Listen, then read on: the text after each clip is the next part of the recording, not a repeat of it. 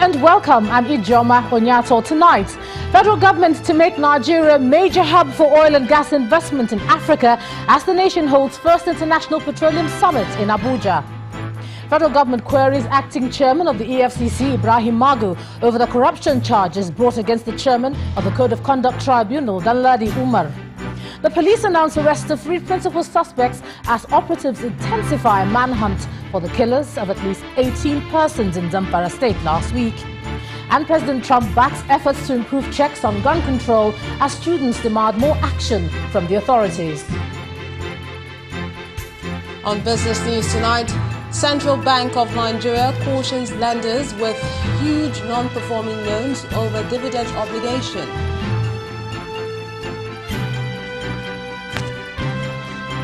On sports news, attention of football world shifts to Nigeria as FIFA Executive Football Summit takes center stage in Lagos. And from Abuja, Miyetti Allah seeks suspension of anti-open grazing law in Benue and Taraba states, pending the resolution of disagreement over the acts.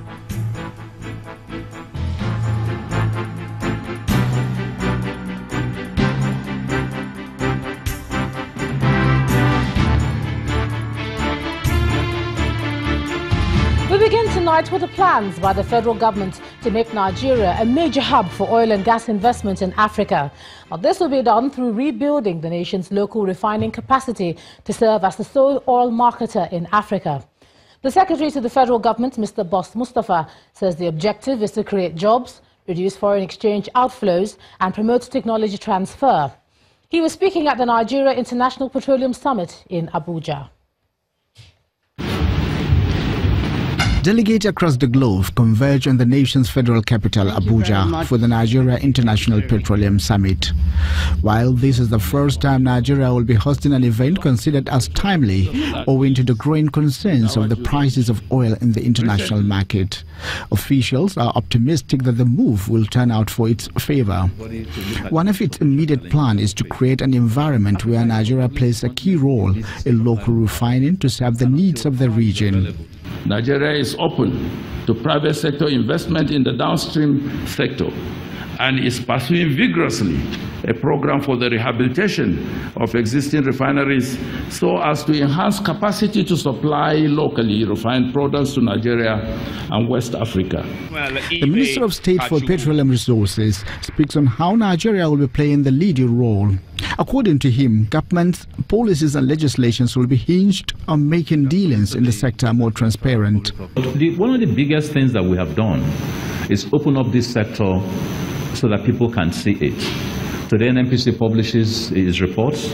The Petroleum Ministry is as active in the web as any other ministry. And more important, some of the fundamental changes that have happened in NNPC have changed the scope from just being a parastatal of size to a parastatal of efficiency. There were breadth of support from the Secretary General of the Organization of Oil-Producing Countries, Muhammad Barkindo, in making Nigeria an investment destination for oil and gas. Over the last 20 months, OPEC has embarked on one of the most innovative enterprises ever known in the history of oil, the Declaration of Cooperation. This innovation was a response to an unprecedented market turbulence, which had a devastating effect not only in our industry, but sometimes in the economies of OPEC member countries. For the next few days, participants at this meeting will be deliberating on how to unlock the potentials in the petroleum sector for job creation, foreign direct investment and poverty reduction. And staying with the oil and gas sector, the Attorney General of the Federation, Abubakar Malami, has asked President Muhammadu Buhari to stop the Malabu oil scam trial involving the former Attorney General Muhammad Bello Adegoke and the ex-Minister of Petroleum, Dezani Alison-Madueke. In a letter written on September the 27th, 2017, but made public now, the AGF says following due examination of the case files, he was able to determine that the EFCC has no significant evidence to prove its allegations of sharp practices against the principal players and others in the controversial Malabu oil deal. OPL 245 was approved for sale by the Goodluck Jonathan administration in sales and purchase deal involving Shell, AGF ENI and Malabu Oil and Gas Limited. The Economic and Financial Crimes Commission has been investigating fraud and criminal conspiracy charges against Mr. Adegoke, Mr. Etete and their alleged accomplices since 2016, and all those named in the scandal have denied wrongdoing. Mr. Adegoke maintains that the sale of OPL 245 was approved to save Nigeria from huge financial losses that could arise from international arbitration. The controversy surrounding Oil Prospecting License 245 continues as a letter written by the Attorney General of the Federation seeking the President's permission to discontinue the criminal cases against a former Attorney General of the Federation and former Minister of Petroleum has surfaced. This brings a new twist to the drama surrounding what's said to be one of Africa's richest oil blocks. Our next report looks at the timeline of events leading up to this letter by the Attorney General of the Federation, Mr. Abubakar Malami. Our correspondent Amaka Ukafo reports. The Attorney General of the Federation, Abubakar Malami, has written to President Muhammadu Buhari urging the President to direct the EFCC to end its legal battles against the principal actors in the controversial Malabu oil deal. The saga surrounding what is said to be one of Africa's richest oil blocks, the OPL 245, here is a look at the timeline of cases for Oil Prospecting License 245. On December 20th, 2016, the EFCC filed a 9-count charge against a former AGF, Mr. Mohamed Adegoke, Malabu Oil and Gas, and a former Petroleum Minister, Mr. Dan Etete, who is linked to the company. On the 26th of January 2017, a federal high court in Abuja ordered the temporary forfeiture of the oil block by the new owners, oil giants Shell and ENI, pending the determination of the suit. But the same court reversed itself following a suit filed by the same two oil giants. The judge effectively agreed with the oil companies that due process had not been followed by the EFCC to secure the order of forfeiture. Following the ruling, the EFCC on the 3rd of March 2017 filed a 3-count charge against the two oil giants alleging corruption. And while these cases were on, the controversy surrounding the oil block took another dramatic turn as the son of a former military head of state, Mohamed Sani Abacha, and his company, Picos Energy Limited, filed another suit against the federal government, Mr. Mohamed Adegoke, Dan Etete, Shell and ENI. He asked the court to declare him and his company the real owners of OPL 245. These cases notwithstanding, the federal government continued to persecute the former AGF, Mr. Mohamed Adegoke, 2 former petroleum ministers and the 2 oil giants. And while these cases are raging on domestically, there are also ongoing cases against the 2 oil giants, Shell and ENI, in the Netherlands and Italy. Now let's turn our focus to the letter. According to Mr. Malami, continuing to entertain the case will be sub judice since there are already cases in court, both civil and criminal, with regards to the sale of OPL 245. He argues that there is also nothing in the proof of evidence to support the charge of money laundering and it's therefore impossible for the prosecution to prove the elements, including illicit funds.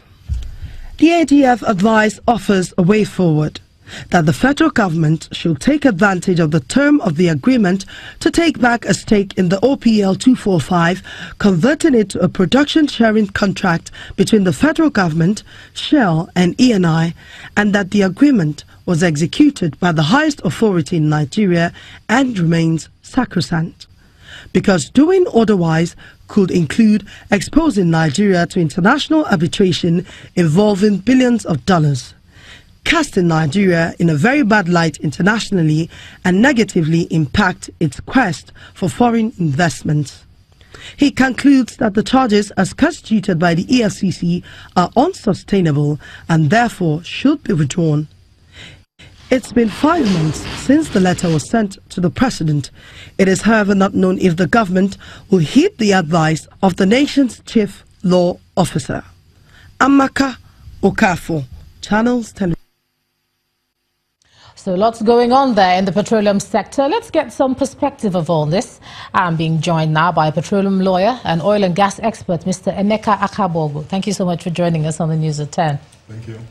Okay, before we look into the letter, let's start from the International Petroleum Summit. We see the authorities there saying they want to make Nigeria, an oil and gas hub for Africa. You look at the amount of crude that we have, that we export, and you look at what we do for multinationals. Should we be at the point where we're still trying to become a hub?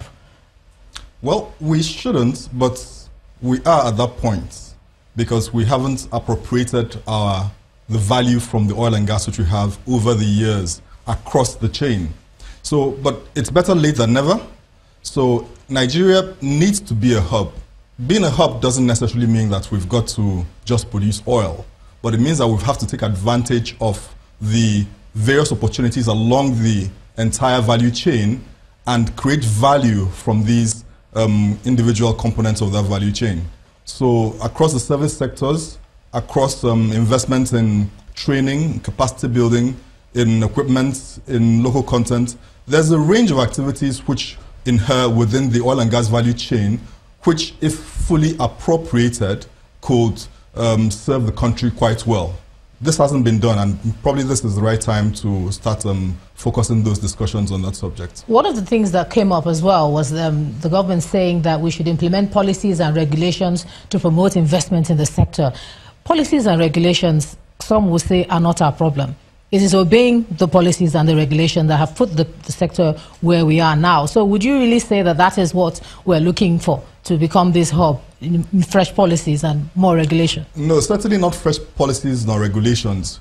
Rather, transparency. I think at the core of the oil and gas industry challenge is an issue of transparency, because it is seen as such a thriving area for cash that the governments at every stage are disproportionately interested in that sector, and that doesn't ultimately go well. So things which should ordinarily flow in the normal course of things don't, because there's vested interest. Let me just cut you short there, talking about transparency and the whole issue of the letter, which was what we're actually trying to look at today.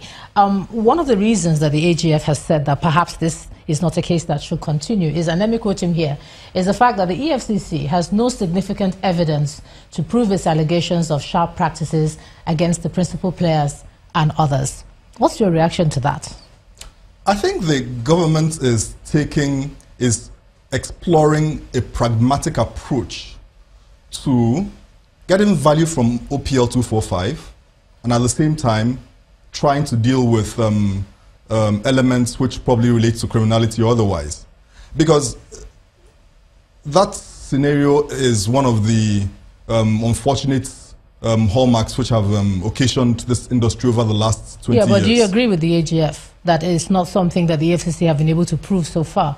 It is based on the facts which are before it. I'm not privy to the facts which the AGF is privy to, but if based on the proof of evidence, the charges are not sustainable, it may be an appropriate step to take, particularly when the government is interested in getting value from OPL 245. To the extent that the charges are inextricably linked to a settlement agreement which is prejudiced by the subsistence of the case, to that extent, the government will be minded towards ensuring that, at the very least, it ring-fences the issues, the legal issues from the moral issues, and if there are ways to get value by going with the legal issues, it goes ahead. And then if there are ways to ensure that persons who are accountable, who should be accountable, are held accountable, it also goes in that direction. Sorry, just finally, let me quickly ask you, if you say that we're trying to save Nigeria from huge financial losses, is that really what you think is going on here? I think what is going on is that the government may get advantage from ensuring that OPL 245 becomes operational, and then what the government may do is to follow through in ensuring that if there are any crimes which have been committed, that the parties who have committed those crimes at the same time face the music. All right, thank you so much, Petroleum lawyer Emeka Akabogo. Thank you so much for joining us on the News at 10 tonight. And in part 2, after the break, players in Nigeria's oil and gas sector list inadequate funding and duplication of roles as factors hampering oil spill detection and response in the country. The John Scale.